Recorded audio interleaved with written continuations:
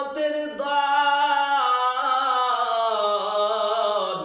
হযরত উসমান রাদিয়াল্লাহু তাআলা নবীজির সাহাবী ছিলেন।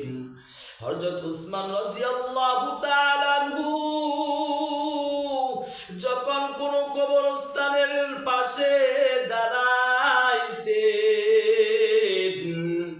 যখন কবরস্থানের পাশে যখন হযরত উসমান যখন দাঁড়াইতেন, হযরত উসমান রাদিয়াল্লাহু তাআলা এত কান্না করতেন,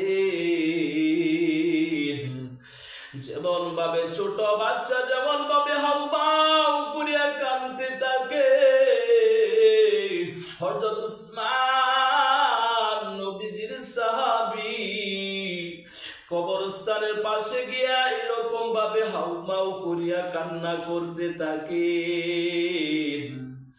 এরকম ভাবে কান্না করতেন, তখন দাড়ি মুবারক ভিজে যাইত চোখের পানি দিয়া।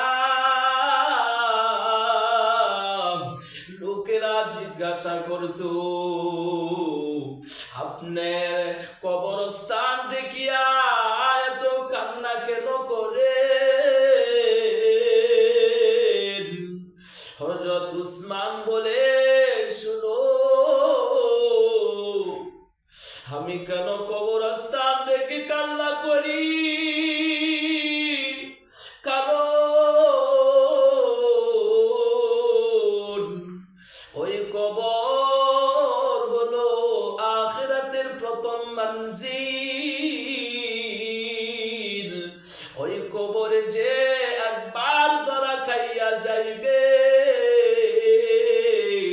ও তো সকল ঘাটিতেই ধরা খাইয়া যাইবে।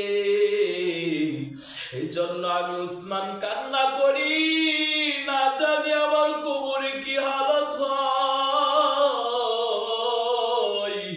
এই জন্য আমি উসমান কাঁদি, না জানি আমার কবরে কি হালত হয়।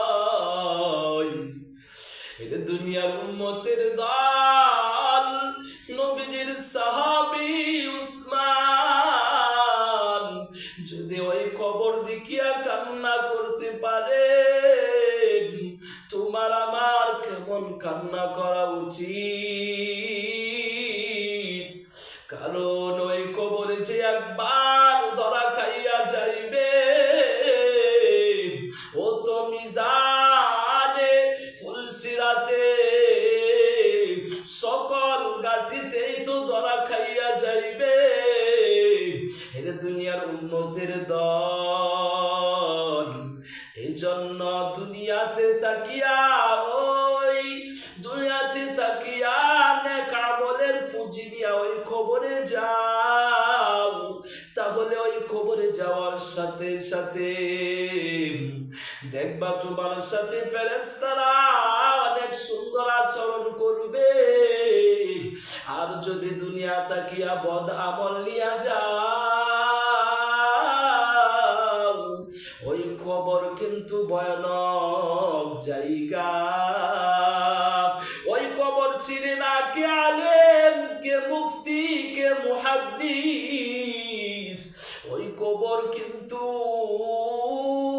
কে বড় মুফতি সাহেব, ওই খবর কিন্তু সেদিন এটা জিজ্ঞাসা করবে না।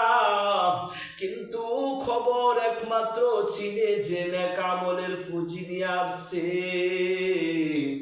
এই জন্য এর দুনিয়ার উম্মতের দল কখন জানি চলে যাইতে হয়, মাওলার ডাক এসে যায়। হাসুর কবরে যাওয়ার আগে কবরের সাবানা নিয়ে ওই কবরে যাওয়ার তৌফিক দান করুন। সকলে বলেন আমিন।